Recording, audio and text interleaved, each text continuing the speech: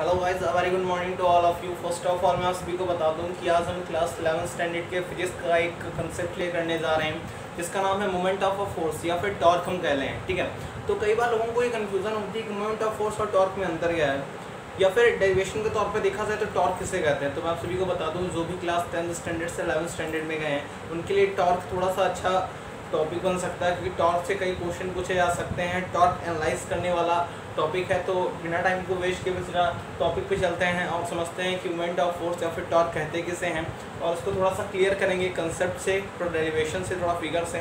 ठीक है, चलिए स्टार्ट करते हैं टॉपिक को, जिसका नाम है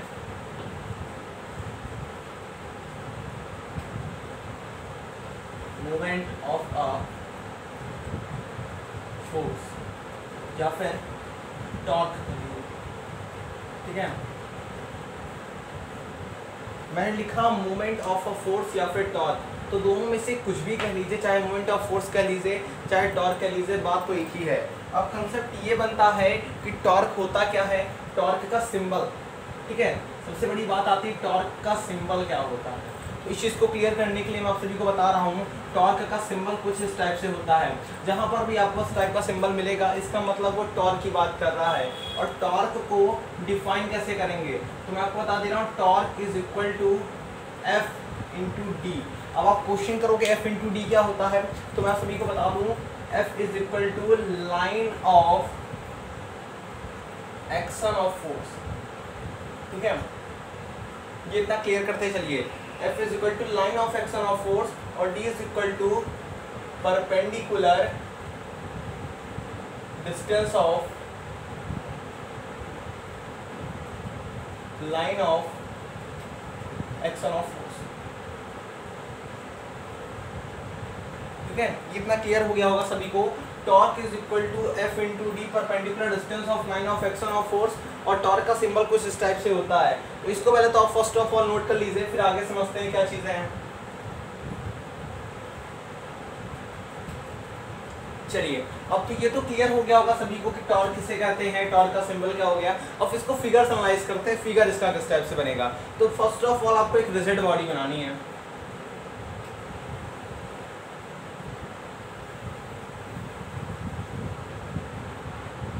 ठीक है,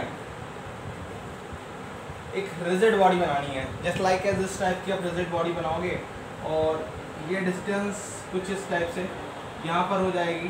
ठीक है, ये एक डिस्टेंस हो जाएगी, और नेक्स्ट आपको मैं बता रहा हूँ कि यहाँ पर पॉइंट रहेगा और एक ऐसे डिस्टेंस जाएगी जिसको हम यहाँ पर एफ कहते हैं। ठीक है, हमें क्या करना है, यहाँ से लाइन कंस्ट्रक्शन करना है, ऐसे हमें ड्रॉ करना है, और यहाँ से ऐसे। अब ये 90 डिग्री का एंगल बनाएगा, और जैसे कि 90 डिग्री का एंगल बनाएगा, वैसे ही हमें याद होगा, हमने बचपन में पढ़ा था कि हम पाइथागोरस थ्योरम में क्या पढ़ते हैं, हम कुछ इस टाइप से पढ़ते हैं, जहाँ पर ये क्या होता है 90 डिग्री होता है, ये हाइपोटेन्यूज होता है, ये बेस होता है, एंड ऑब्वियसली ये परपेंडिकुलर होता है। तो अगर आपके माइंड में एक चीज़ मैं ले आऊँ, ये लाइन आपको ड्रॉ नहीं करनी, बट आपके समझने के लिए मैं बता रहा हूँ। अगर लाइन को आप इस तरीके ड्रॉ कर लो, अब माइंड में आपकी ये हाइपोटेन्यूज हो गया, ये 90 डिग्री बन रहा है, तो ये क्या हो जाएगा, ये परपेंडिकुलर हो जाएगा। ठीक है, इतना क्लियर है, ये परपेंडिकुलर हो जाएगा। तो जैसे ही ये परपेंडिकुलर होगा, हम यहाँ पर नाम रख देंगे इसका डी, क्योंकि आपको पता है हमने एज्यूम किया है D is equal to perpendicular distance of line of action of force, तो ये डी हो गया हमारा। इतना क्लियर है। ठीक है, और ये क्या है, ये क्या है, अब क्वेश्चन बनता है ये क्या है, तो ये वाली लाइन क्या है, ये line of action of force है। ये वाली line line of action of force है, मतलब क्लियर है, ये perpendicular distance of line of action of force है, और ये line of action of force है।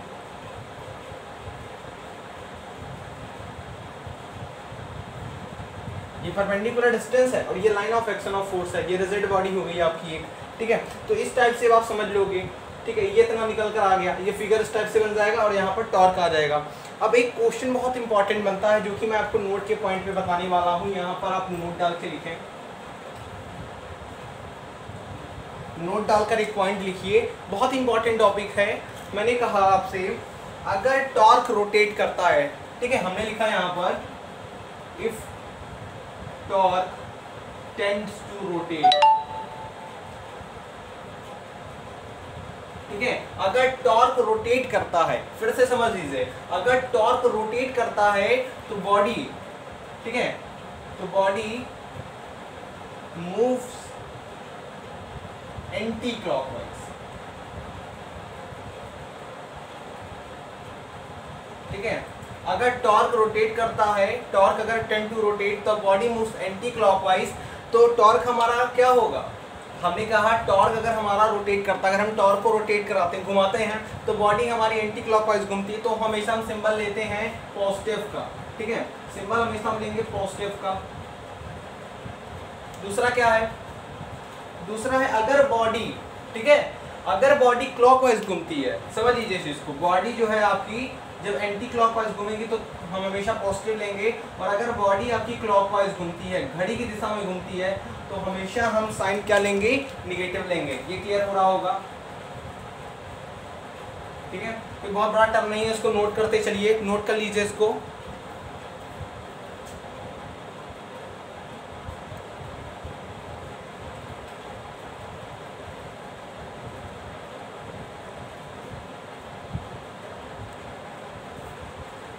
इसको नोट कर लीजिए सभी लोग। अगर टॉर्क आपका रोटेट करता है, अगर आप टॉर्क को घुमाते हो, तो बॉडी हमारी एंटी क्लॉकवाइज घूमती है, हम कहते हैं पॉजिटिव सिंबल लेंगे, और बॉडी क्लॉकवाइज घूमती है तो हमेशा हम निगेटिव लेंगे। ये इतनी चीज क्लियर हो रही है सभी को। और हम बात करते हैं अब यूनिट की, ठीक है, क्योंकि यूनिट बहुत इंपॉर्टेंट टॉपिक है, बिना यूनिट के तो हम क्लियर ही नहीं कर पाएंगे टॉपिक क्या है, तो यूनिट बहुत इंपॉर्टेंट है। अगर रही बात यूनिट की, तो मैं बता रहा हूँ टॉर्क की यूनिट क्या होती है, टॉर्क की यूनिट होती है न्यूटन मीटर, ये टॉर्क की एसआई यूनिट है, ठीक है, इंटरनेशनल स्टैंडर्ड, हम समझ ले रहे हैं इस चीज को, यूनिट हमारी क्या है, न्यूटन मीटर है। अब ये इतनी चीज क्लियर हो गई, इतनी चीज में कहीं डाउट नहीं होगा। अब कभी कभी आपसे क्या करता है, घुमा के क्वेश्चन पूछ लेता है। देखो हमने पढ़ा क्या, आज हमने पढ़ा टॉर्क का सिंबल क्या होता है, टॉर्क का फॉर्मूला क्या होता है, टॉर्क का फिगर रिजिड बॉडी में, ठीक है, मैं फिर से बता दे रहा हूँ, ये रिजिड बॉडी में है, ये क्या है, ये रिजिड बॉडी में आपके है, ठीक है, ये रिजिड बॉडी में आपका टॉपिक है।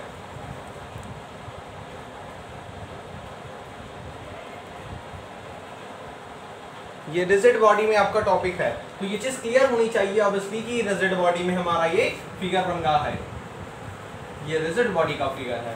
और यहाँ पर मैंने कुछ क्राइटेरिया आपको बनाए। अब कभी कभी हमसे डिफिनीशन पूछ लेता है, कभी कभी हमसे डिफिनीशन पूछ लेता है, तो डिफिनीशन के तौर पे हमें क्या लिखना है, ठीक है, डिफिनीशन के तौर पे हमें क्या लिखना है, तो जब डिफिनीशन हमसे पूछेगा तो हम इस तरीके लिखेंगे,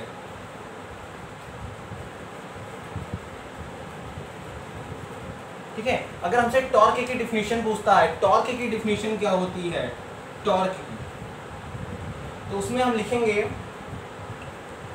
द प्रोडक्ट ऑफ, ठीक है, उसमें हम लिखेंगे the product of line of action of force,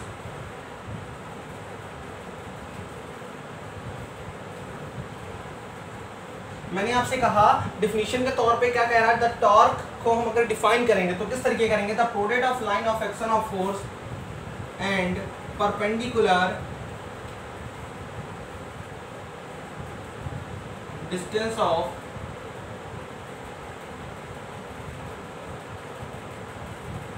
line of action of force.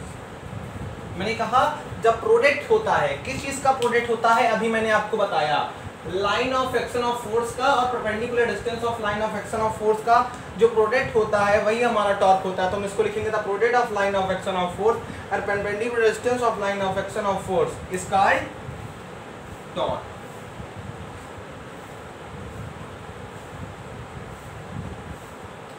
ठीक है, मुझे उम्मीद है आपको टॉपिक समझ में आया होगा। चीज़ें आप रिवीजन कर लीजिए एक बार, जो भी चीज़ें मैंने बताई हैं ये फुल ऑन टॉर्क के ऊपर है।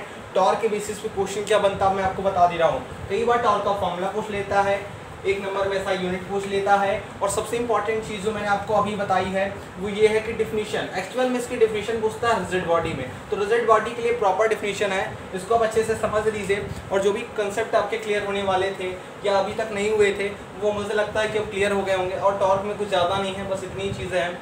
आगे नेक्स्ट वीडियो में हम देखते हैं कि क्या चीज़ें हम पढ़ेंगे और क्या टॉपिक कंसेप्ट क्लियर करेंगे।